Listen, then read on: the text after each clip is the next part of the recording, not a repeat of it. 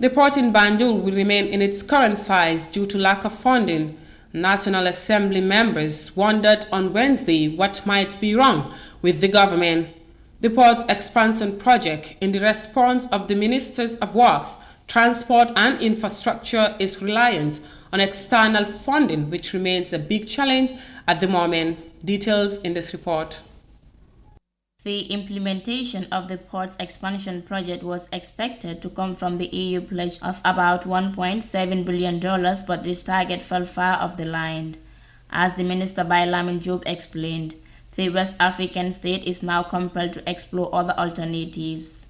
In the event that our negotiations have been so far this protracted, we might as well look at the short measures that you have mentioned, Honorable Member from Serekunda. We are thinking of using the revenue generated by the ports and looking at it as a means of collateral to raise funds. Through the bonding system that government could use. To address quicker intervention into our plans.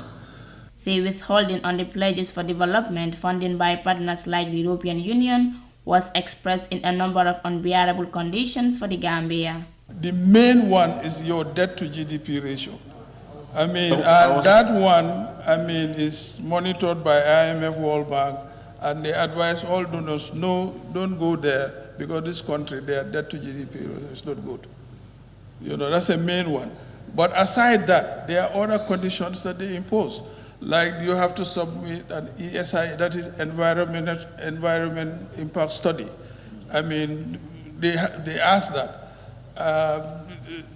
And your human rights, whatever. There are a host of things that they ask. The country's national development plan described the expansion of the port of Banjul as a priority, despite the lack of tangible signs of progress in that direction.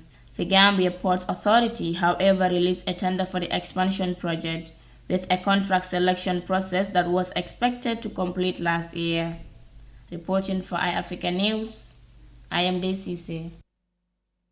The Gambia's port expansion may be delayed due to insufficient funding,